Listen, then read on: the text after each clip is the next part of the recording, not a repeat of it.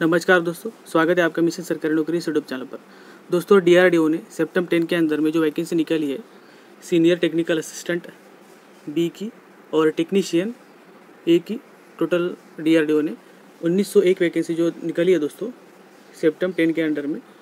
तो उसमें देखिए कई सारे जो कैंडिडेट्स हैं उनको एलिजिबिलिटी समझने में दिक्कत आ रहा है। ठीक है, तो मैंने यहाँ पर कुछ डाउट्स लिए हैं और वही डाउट्स हम इस वीडियो में क्लियर करेंगे। ठीक है, तो देखिए यहाँ पर अच्छी खासी वैकेंसी आई दोस्तों, तो अच्छे खासे एप्लीकेशन भी यहाँ पर आएंगे। मतलब सभी लोग अप्लाई करना चाहते हैं, लेकिन आपको एलिजिबिलिटी समझना इंपॉर्टेंट है यहाँ पर। हाँ, मतलब आप एलिजिबल हो या नहीं, ठीक है, तो वो आपको क्लियर करना होगा। तो वही हम इस वीडियो में क्लियर करने वाले हैं। तो देखिए हम यहाँ पर कौन कौन से डाउट्स क्लियर करेंगे। सबसे पहला जो डाउट है दोस्तों एंड कॉमन डाउट है वो है डिप्लोमा प्लस बी बीटेक वाले यहाँ पर एलिजिबल है या नहीं। ठीक है, मतलब आपका डिप्लोमा भी हुआ है और बी बीटेक भी हुआ है तो आप अप्लाई कर सकते हो या नहीं।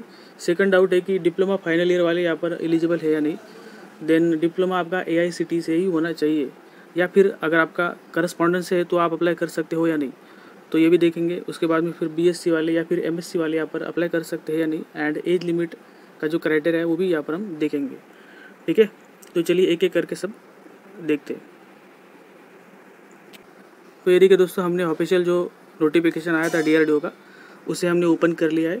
यहाँ पर आप देख सकते हैं एडवर्टाइजमेंट नंबर इसका सितंबर 10/DRTC, ये इसका एडवर्टाइजमेंट नंबर है। ठीक है, और यहाँ पर देखिए एप्लीकेशन स्टार्ट होने का जो डेट है वो 3 सितंबर है और लास्ट डेट जो है वो 23 सितंबर है। और जो क्रूशियल डेट है एलिजिबिलिटी का, यानी कि जो भी एलिजिबिलिटी रहेगा आपका वो सभी इस डेट पे कैलकुलेट किया जाएगा, यानी कि 23 सितंबर तक आपका एलिजिबिलिटी जो है वो कैलकुलेट किया जाएगा। ठीक है, तो सबसे पहला जो क्वेश्चन था दोस्तों वो देखिए सीनियर टेक्निकल असिस्टेंट से रिलेटेड, जो कि डिप्लोमा प्लस बी बीटेक वाले यहाँ पर अप्लाई कर सकते हैं या नहीं।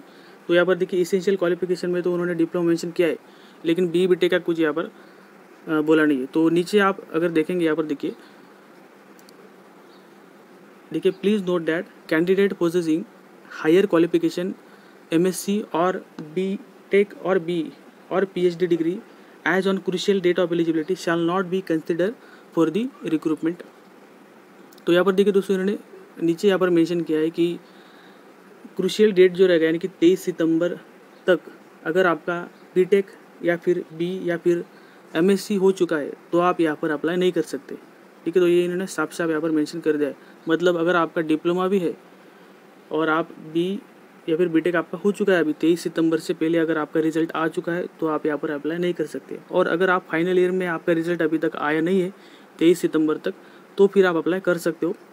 ठीक है, तो इस प्रकार से ये इसका एलिजिबिलिटी है। तो डिप्लोमा प्लस बी बीटेक वाले यहाँ पर अप्लाई नहीं कर सकते, ये तो हमारा क्लियर हो गया। और उसके साथ में देखिए MSc वाले भी यहाँ पर अप्लाई नहीं कर सकते दोस्तों, ये देखिए। ठीक है, और जो है दोस्तों BSc वाले, तो देखिए BSc वाले यहाँ पर अप्लाई कर सकते हैं, लेकिन जो उनका स्पेशलाइजेशन रहेगा उसी में वो अप्लाई कर सकते हैं। जैसे कि यहाँ पर एग्रीकल्चर हो गया तो BSc इन एग्रीकल्चर अगर आपका है तो इस वैकेंसी के लिए आप अप्लाई कर सकते हो। इसी प्रकार से देखिए यहाँ पर बॉटनी के लिए, तो अगर आपका BSc इन बॉटनी है तो आप यहाँ पर अप्लाई कर सकते हो। ठीक है, तो इस प्रकार से आपका अगर BSc है स्पेशल ब्रांच में तो आप अप्लाई कर सकते हो। MSc वाले अप्लाई नहीं कर सकते और बी बीटेक वाले भी यहाँ पर अप्लाई नहीं कर सकते। ठीक है, उसके बाद में देखिए डिप्लोमा AICTE से होना चाहिए या नहीं, तो वो भी इन्होंने यहाँ पर क्लियर किया है। देखिए यहाँ पर आप देखेंगे ये इसेंशियल क्वालिफिकेशन रिक्वायरमेंट में यहाँ पर देखिए बैचलर डिग्री इन साइंस यानी कि BSc या फिर डिप्लोमा आपका होना चाहिए, और by all India council for technical education यानी कि AICTE से ये आपका डिप्लोमा जो होना चाहिए इन द रिक्वायर्ड डिसिप्लिन। तो यहाँ पर इक्विवेलेंट नहीं बोला है दोस्तों उन्होंने, AICTE और इक्विवेलेंट ऐसा होता है, तो इक्विवेलेंट नहीं बोला है, सिर्फ यहाँ पर AICTE ही बोला है। तो AICTE से ही आपका डिप्लोमा होना चाहिए। और उसके बाद में देखिए दोस्तों जो डिप्लोमा फाइनल ईयर वाले उनका भी देख लेते हैं। देखिए यहाँ पर क्वालिफिकेशन में तो मेंशन किया है डिप्लोमा, लेकिन यहाँ पर देखिए नीचे आप देखेंगे candidate must have acquired education यानी कि इसेंशियल क्वालिफिकेशन जो है वो age on crucial date of eligibility for the post they are applying, यानी कि जो भी पोस्ट के लिए आप अप्लाई कर रहे हैं उस पोस्ट को अप्लाई करते समय आपका जो भी क्वालिफिकेशन है वो कंप्लीट हो जाना चाहिए। Candidate whose result of the final examination awaiting age on the crucial date of eligibility for the prescribe qualification are not eligible and hence should not apply. तो यहाँ पर इन्होंने साफ साफ मेंशन किया है दोस्तों कि अगर आपका रिज़ल्ट 23 सितंबर से पहले अगर आता है डिप्लोमा का रिज़ल्ट तो ही आप यहाँ पर अप्लाई कर सकते हो, अदरवाइज़ आप अप्लाई नहीं कर सकते। अगर आपका रिज़ल्ट 23 सितंबर के बाद में आएगा तो आप यहाँ पर एलिजिबल नहीं हो, डिप्लोमा फाइनल ईयर वाले, ठीक है। तो इस हिसाब से यहाँ पर एलिजिबिलिटी रखा गया है, ठीक है। तो इस प्रकार से यहाँ पर एलिजिबिलिटी रखा है। देन एज लिमिट भी देख लेते हैं। देखिए सीनियर टेक्निकल असिस्टेंट के लिए 18 से लेकर 28 साल एज लिमिट है, जिसमें आपको कैटेगरी वालों को एज रिलैक्सेशन जो मिल जाएगा। ये जो है दोस्तों 18 से लेकर 28, ये EWS एंड अनरिजर्व जो कैंडिडेट्स रहेंगे उनको ये एप्लीकेबल रहेगा, और OBC वालों को 3 ईयर का और SC ST वालों को 5 ईयर का एज रिलैक्सेशन यहाँ पर मिलेगा, ठीक है। और जो ITI की पोस्ट यानी कि जो टेक्नीशियन की पोस्ट है दोस्तों, उसमें देखिए एज लिमिट सेम इसमें भी 18 से लेकर 28 ही रखा गया है, और एज लिमिट का जो एज रिलैक्सेशन है वो भी यहाँ पर कैटेगरी के हिसाब से ही आपको मिलेगा। OBC वालों को 3 ईयर एंड SC ST वालों को 5 ईयर का एज रिलैक्सेशन यहाँ पर मिलेगा। इसका भी एजुकेशनल क्वालिफिकेशन देख लेते हैं। देखिए एसेंशियल जो एजुकेशनल क्वालिफिकेशन यहाँ पर रखा है वो है 10th पास, तो एक यानी कि 10th पास आपका होना चाहिए, या फिर इक्विवेलेंट आपका होना चाहिए रिकॉग्नाइज बोर्ड या फिर इंस्टीट्यूट से।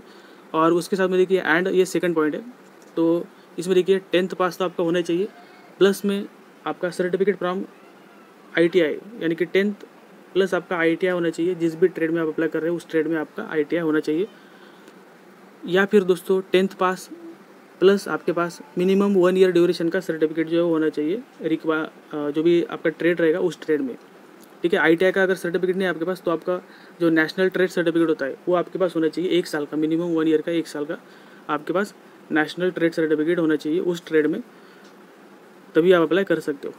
10th पास तो सभी के लिए कंपलसरी है, ठीक है।